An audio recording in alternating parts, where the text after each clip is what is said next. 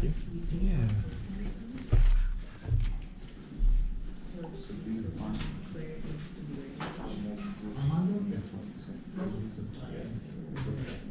Oh yeah, we're thinking about that.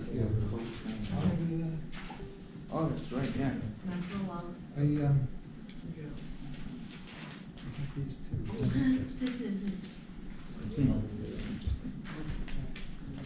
Okay, what is that? This, do you read it? Armando and Alejandro. Shall I read it, bro? So far, I'm right here. Okay. Don't know where to go. Yeah. I'm yesterday. Because sometimes, let's say I'm gonna sit down and look at something, and I see like buttons, so it's like, like little buttons over there, and I'm just like, no, pelos. Pelos. Like I see the pelos on the table or the chair, and I'm just like, oh, I don't want to sit there.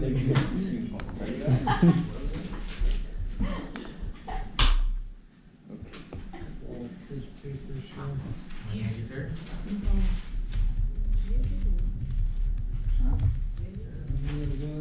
Oh no, I'm just with it.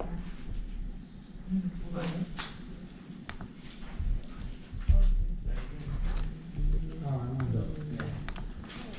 I can't remember from Marvin.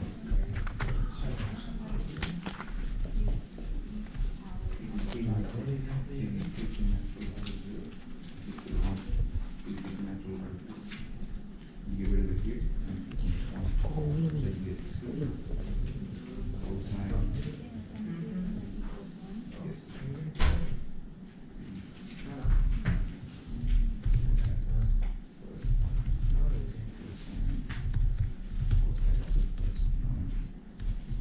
All right, who's got it? What do you got? Not yet. Not yet? Getting there. Getting there?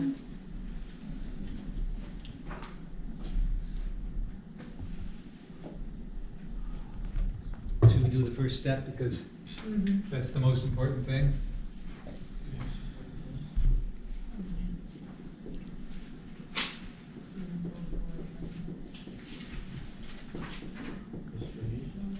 Oh, plus 1 equals e to the 0, right? Base is e, the exponent is 0. The logarithm is the exponent. And so that's the equivalent equation. So these two equations say exactly the same thing about x. E to the 0, does that become 1?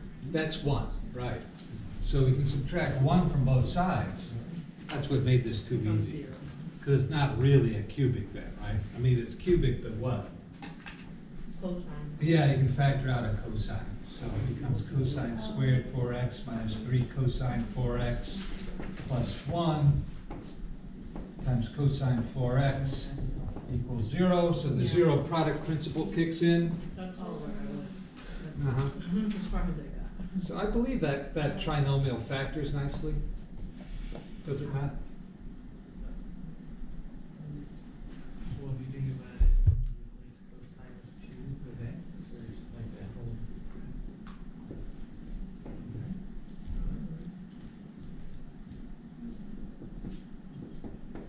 Oh. I tried to pick it so it was nice. I didn't realize I made it that nice. So yeah, quickly factors as 3 products. So you get 3 equations, right? The 0 product principle says either, or do you say either? Either. Either. Cosine 4x either is a little pretentious. Mhm. It means you come from the right side of the tracks, and that ain't us.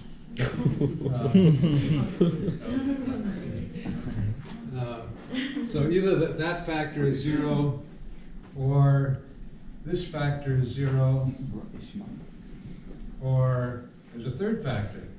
2 cosine 4x minus 1 equals 0. All right, so you got 3 little equations to solve, each of which, presents its own interesting things. So you're going to solve first for the multiple, right? So cosine 4x equals 0 if and only if 4x is an odd multiple of pi over 2, right? That's where cosine, so, I mean, you should sort of dial up in your mind at least, if not, just draw this picture. You know, pi over 2 and 3 pi over 2, those are the odd multiples of pi over 2 in the unit circle. Or if you keep going around, you get 5 pi over 2, 7 pi over 2, 9 pi over 2, 11 pi over 2, and so on, or negatives going the other way. That's where the cosine, the x-coordinate is 0, right? So you can have, the way to write that in general is to say I've got an odd multiple of pi over 2. If k is any integer, then 2k plus 1 is an odd integer. Okay, so there are some solutions. Well, I suppose we should say then that x would be an odd multiple of pi over 8. Right? So how about the second one? Well, that's going to say cosine of 4x equals 1, right? If this equation is true.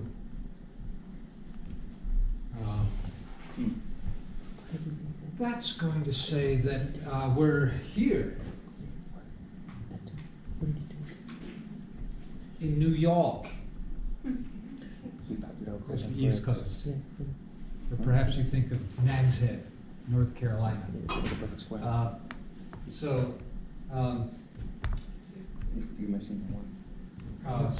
what are those points? Well, that means that 4x is an even multiple of 2 pi, right? Even multiple of pi, we say 2 pi k or 2k pi or pi 2k. Don't get me started on that again. And so that would be equivalent to saying that x is k pi over 2. I forgot about the plus one. I was like, sorry, I lost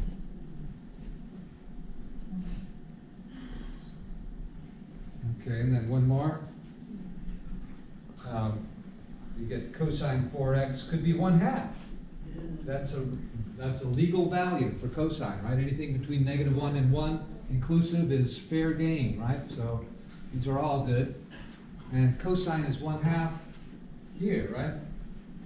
Either at what's this, pi over 3 or negative pi over 3 is down here. Or 5 pi over 3, right, is also a way of saying that, if you want to say a positive angle.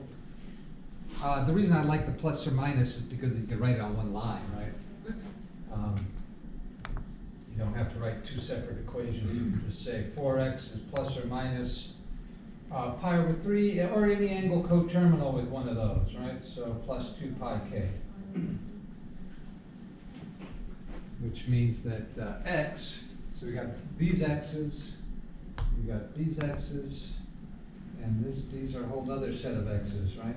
So x could be plus or minus pi over 12, right, after you divide this term by 4. This term also you have to divide each term on both sides by 4, right, to get an equivalent equation. And so that's going to be plus k pi over 2. Huh?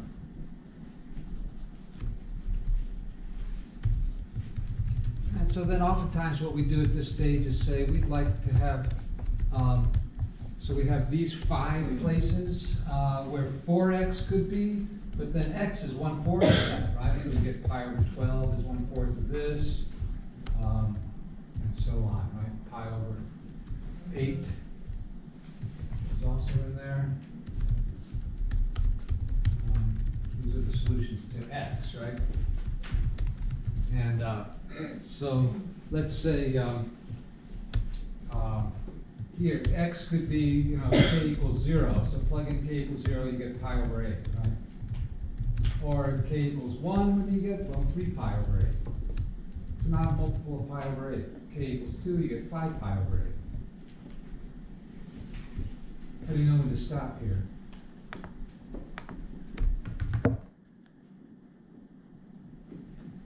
Pi over 8. I'm just going to keep going forever and ever. 11 pi over 8. So you can't stop me. K equals 6. I'm just going to go right across the bottom. 13 pi over 8. That's a pi there. On the thing. k equals 7, I've got 15 pi over 8. Okay, I'm going to stop. Why am I stopping? It's gone too ridiculous. Around to reach 200. Yeah, I've gone once around the circle. I'm just going to repeat the same positions on the circle again. At 17 pi over 8, I'm coterminal with pi over 8. Oh, That's 2 pi plus pi over 8. Because we're missing that. So how about here? Well, these are different points, aren't they? Yeah.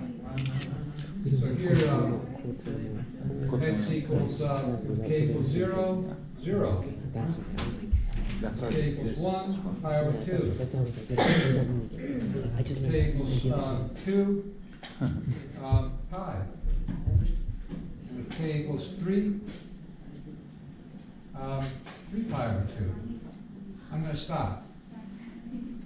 Because now I've gone, the next one is going to be 2 pi, and that's coterminal with 0, so I'm done with those. And finally, all of these, right? So I'm going to say pi over 12, and k equals 0. And then what am I adding? Pi over 2. So that's